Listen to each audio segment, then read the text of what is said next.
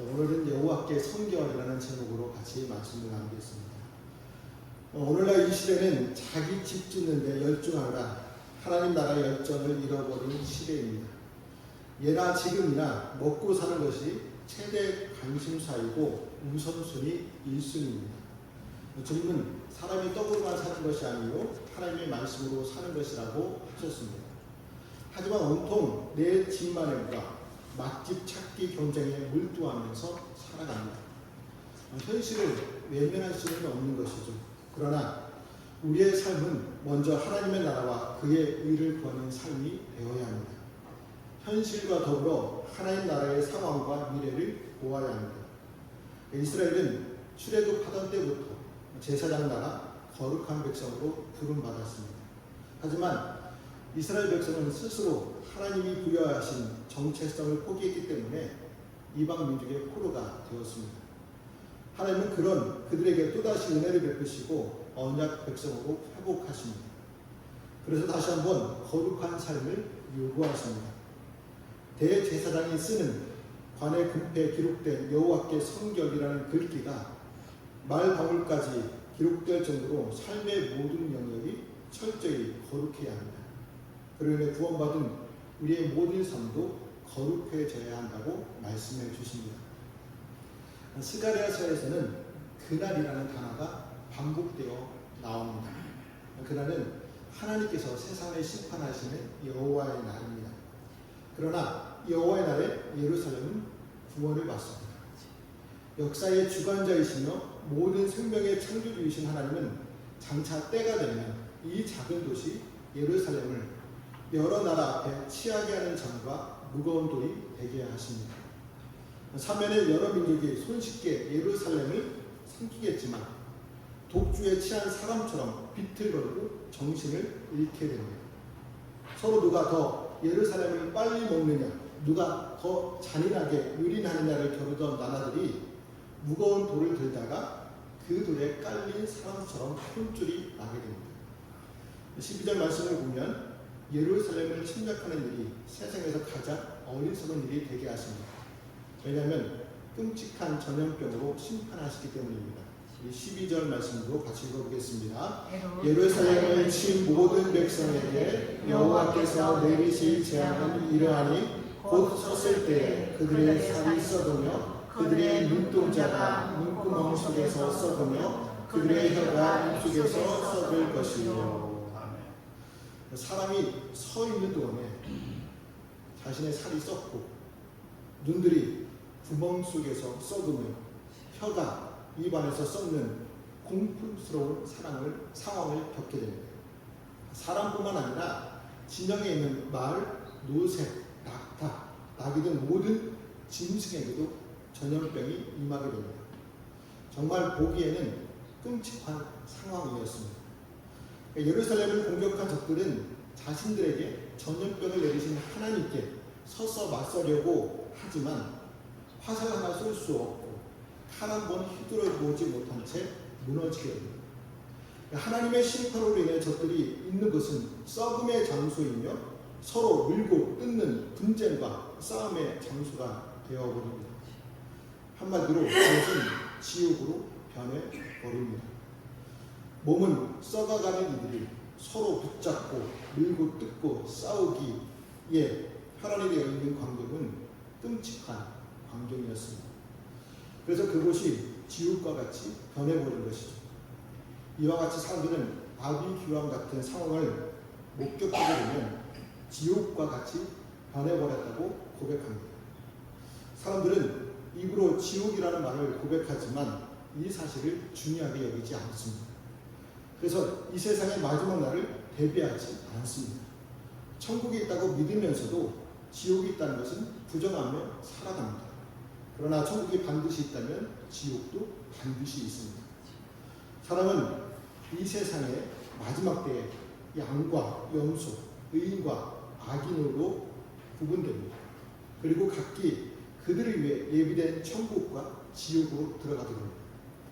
천국과 지옥을 결정하는 기준은 하나님의 판단입니다. 하나님은 사람들을 선악간에 판단하시고 천국에 들어갈 사람과 지옥에 들어갈 사람을 결정하십니다. 그때 우리가 왜 천국에 들어가지 않고 지옥에 들어가냐고 불만을 토로할 수도 없습니다. 하나님께서 가장 중요하게 보시는 예수 그리스도를 믿지 않았기 때문입니다.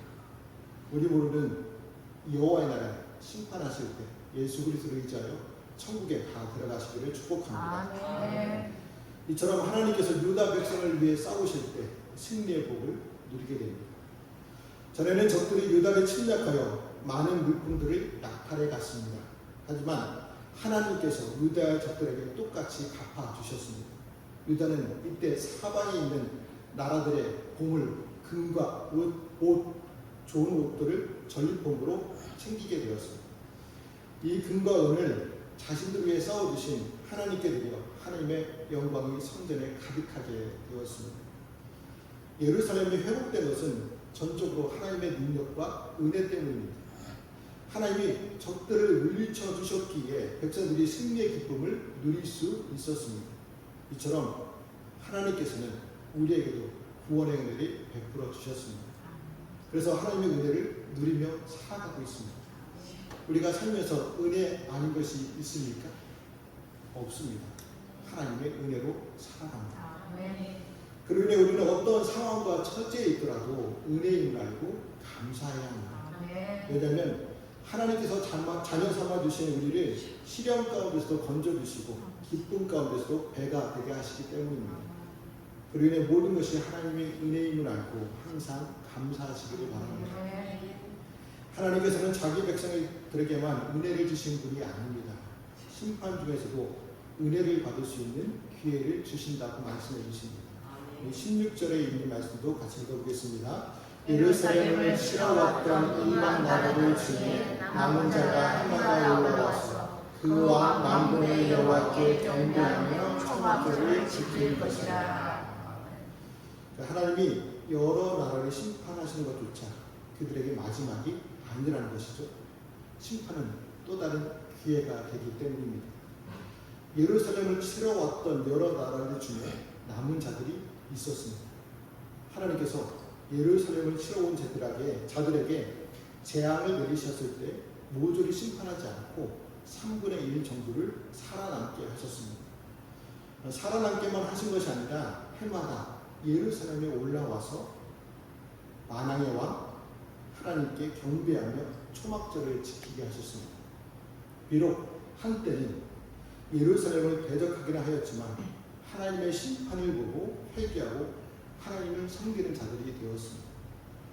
그런데 이방 사람들은 왜 초막절을 지키게 하셨을까요? 그러니까 이스라엘은 유월절, 맥추절, 초막절 3대 절기를 지킵니다. 그 중에 초막절은 출애굽 때에 이스라엘 백성이 장막에 거했던 것을 기념하는 절기입니다. 그냥 지키는 것이 아니죠. 7일 동안 광야에서 살았던 것을 기억하며 풀로 엮어서 만든 장막에서 지내며 지켰습니다. 그러나 이스라엘 백성들이 가나안 땅에 들어와서는 더 이상 초막에서 지낼 필요가 없었습니다. 그래서 한 해 동안 하나님께서 비를 주셔서 농사가 잘 되게 하신 것에 대한 감사로 수장절을 지켰습니다. 그로 인해 초막절은 출애굽 구원에 대한 감사, 생명의 양식을 공급해 주시는 하나님의 은혜에 대한 감사의 절기입니다. 이 구원과 감사의 절기를 하나님께서는 이방인들에게까지 확장하여 지키게 하셨던 것이죠. 초막절의 구원의 은혜는 예수님을 통해 온전히 성취되었습니다. 예수님은 초막절의 은혜가 더 이상 이스라엘 민족에게만 국한된 것이 아니라 자신을 믿는 모든 사람들에게 열려있다는 것을 알려주셨습니다. 이렇게 하나님께서는 예수 그리스도를 통해 옛 시대가 끝나고 새 시대가 열렸다는 것을 보여주셨습니다. 새 시대에 하나님을 향해 하나님의 나라를 향해 칼을 치켜 들던 자들이 재물을 들고 손을 들어 찬양하면서 하나님께 나아왔습니다. 그래서 현재 복음이 온 세상으로 확산되어 남는 자들이 하나님께 돌아와 경배함으로 성취되고 있습니다. 우리가 복음이 확산되는 가운데서도 진리의 역할을 잘 감당해야 합니다. 하나님께 택함받은 이방 남은 자들이 우리는 누구인지 잘 모릅니다. 그들이 우리의 가족이 될 수 있고 우리의 이웃이 될 수 있고 우리가 처음 만나는 사람이 될 수도 있습니다. 그래서 우리는 최선을 다해 복음을 전한다면 하나님께서 그 영혼을 돌아오게 하십니다. 아멘. 그러기에 그들이 남은 자가 되어 하나님을 경배하는 사람들로 변하게 하십니다. 우리는 늘 꿈을 꾸었으면 좋겠습니다. 우리와 함께 남은 자들이 돌아와 하나님을 찬양하며 경배하는 모습을 꿈꾸며 이루어 가시기를 바랍니다. 하지만 사람들이 복음을 듣고서도 하나님께로 돌아오지 않는다면 어떻게 되겠습니까? 17절 말씀처럼 땅에 있는 족속들 중에 하나님의 은혜를 입지 못한다고 말씀하십니다. 우리 17절에 있는 말씀도 같이 읽어보겠습니다. 땅에 있는 족속들 중에 그 왕 만군의 여호와께 경배하라. 예루살렘에 올라오지 않는 자들에게는 비를 내리지 않을 것인지라.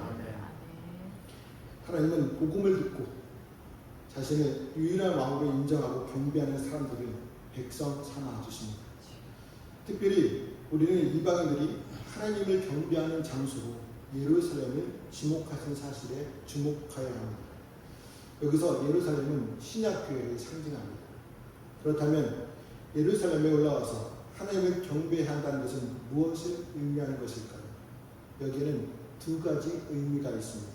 누구든 하나님을 경배하기 위해서는 교회로 나와야 한다는 것과 누구라도 교회를 나오지 않고는 구원의 은혜를 받지 못한다는 사실입니다. 교회는 하나님께서 구원을 베푸시는 유일한 장이고 구원의 통로이기 때문입니다. 물론 교회는 건물을 의미하지 않습니다. 믿는 무리를 가리켜 교회라고 합니다. 그러나 믿는 무리가 모여 예배드리고 구원의 은혜를 찬미하는 것이 바로 예배당입니다. 다른 곳에서도 하나님을 예배하며 하나님께서 주시는 은혜를 경험할 수 있겠죠. 하지만 믿는 성도들이 다 함께 모여 하나님을 찬양하며 예배드릴 때 더 풍성한 은혜를 경험할 수 있는 것이 예배당, 다른 말로 하면 교회입니다. 그래서 교회는 그리스도의 몸으로서 그리스도의 속죄의 공로를 체험하는 장이고 하나님께서 구원의 은혜를 베푸시는 장소입니다. 교회를 떠나서는 교회에 나오지 않고서는 구원의 은혜를 경험하기 쉽지 않습니다. 교회를 벗어나서 다른 곳에서 은혜를 받으려고 하고 다른 곳에서 성경 공부를 하려고 한다면 이단에 노출되어 신앙마저 빼앗길 위험에 처하게 될 수 있습니다. 그래서 하나님께서는 온 열방에 교회가 생기기 전 이방 남은 자들을 예루살렘 성전에 모여 절기를 지키게 하셨습니다.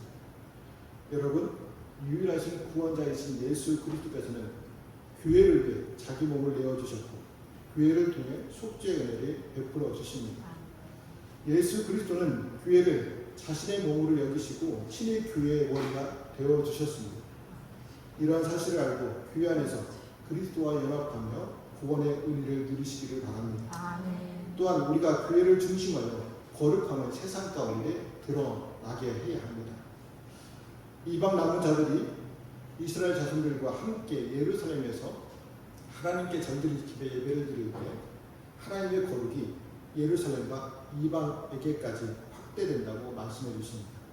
20절 말씀이 기록되어 있는데 같이 읽어보겠습니다. 그날에는 마을 방울에게까지 여호와께 성결이라 기록될 것이라. 여호와의 전에 있는 모든 수치 제단 앞주발과 다름이 없을 것이니.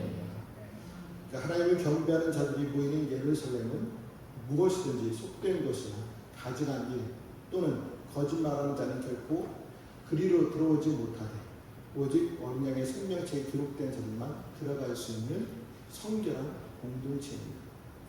거룩한 성전 공동체이고 모두가 여러 나라를 향해 제사장 노릇하는 구별된 공동체입니다.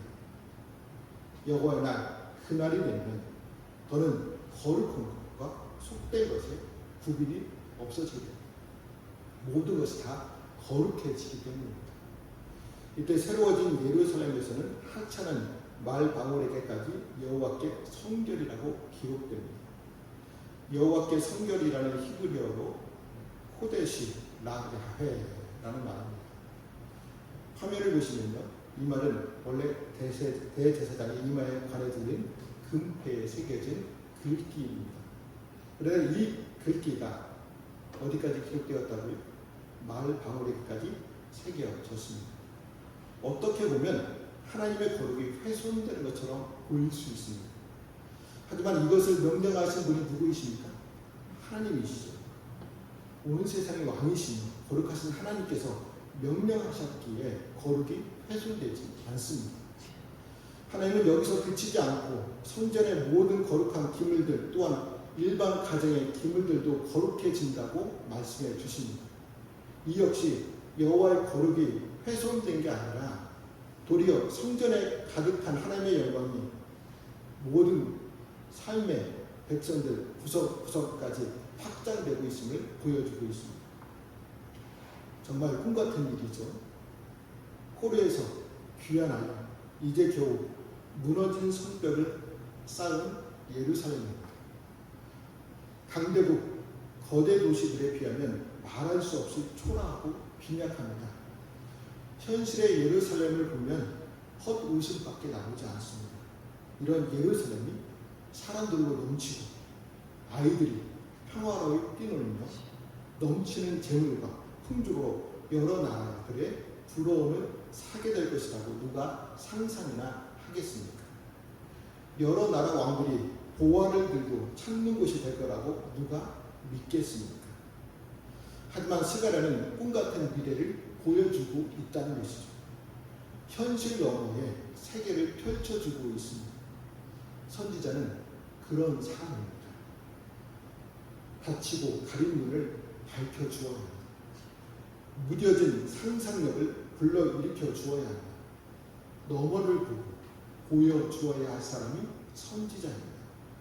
이와 같이 우리는 선지자의 영을 소유한 사람들입니다. 왜냐하면 우리 안에 성령 하나님께서 내주해 주시기 때문입니다. 그래서 크고 영광스럽고 생명력 넘치는 새 예루살렘의 미래를 보면서 절망의 현실을 이겨가고 연약한 사람들이 이를 이겨가도록 도와야 합니다. 이것이 믿는 우리의 거룩이며 비전입니다. 원래 이 거룩과 비전을 이스라엘 백성들이 감당해 주기를 하나님께서 바라셨습니다. 그래서 이스라엘을 하나님께서 거룩한 민족으로 선택해 주셨습니다. 그러나 이스라엘 백성들은 이를 오해하였습니다. 자신들은 구원을 위해 작정되었고 이방인들은 멸망을 위해 작정된 것으로 각각의 운명을 규정하였습니다. 그래서 자신들만 거룩하고 이방인들은 모두 부정한 사람들로 취급하며 무시하였습니다. 이러한 이스라엘의 잘못된 비전은 자신 스스로를 교만의 함정에 빠뜨렸습니다. 자신들은 어떻게 해도 하나님께서 구원시켜 주신다는 착각에 빠지게 되었습니다. 그래서 점차 거룩한 백성으로서의 모습을 상실하고 말았습니다. 거룩한 백성의 정체성을 상실하였을 때 어떻게 되었습니까? 바벨론 포로에 이어 다시금 노마의 억압을 받게 되었습니다. 그 이후 이스라엘은 뿔뿔이 흩어지게 되었습니다. 그로 인해 하나님께서 이스라엘 백성 대신에 예수 그리스도를 믿는 우리에게 거룩과 비전을 전달하도록 바통을 넘겨주셨습니다. 이제 우리는 이 세상을 하나님 보시기에 합당한 세상으로 세우며 우리 주변의 모든 사람들이 하나님의 구원을 체험하고 거룩하신 하나님의 성품을 본받게 살게 하는 아름답고 원대한 비전을 이루어 가야 합니다. 물론 이러한 비전은 현 세상 가운데 이루어지는 것이 아니라 그리스도께서 재림하실 때 온전히 성취하게 됩니다. 그러나 이러한 비전이 실제 이루어지기를 바란다면 우리가 거룩한 삶을 살아야 합니다. 거룩지 못한 삶을 사는 사람들에게 선한 영향력을 끼쳐 하나님의 거룩하심을 알게 하고 하나님이 베푸신 거룩한 구원을 체험하게 해야 합니다. 그것이 하나님께서 이 세상 가운데 우리를 세워주신 이유와 목적입니다. 우리는 여호와의 날 주님께 돌아오는 사람들이 민족과 상관없이 거룩하게 하나님을 경배하는 모습을 고대해야 합니다. 그날을 고대하면서 오늘날 우리가 하나님을 왕으로 인정하며 거룩하게 예배하며 삶을 살아갈 때 거룩함은 교회 안에만 머물지 않고 사방으로 퍼져나가게 됩니다. 그래서 우리가 지내는 모든 것이 하나님이 임재하시는 성전이 되게 하십니다. 그러므로 우리의 삶이 예배가 되어 우리에 있는 가정과 일터 그리고 학교를 거룩한 성전 공동체를 세워가는 여러분들이 되시기를 주님의 이름으로 말씀을 드립니다. 기도하시겠습니다.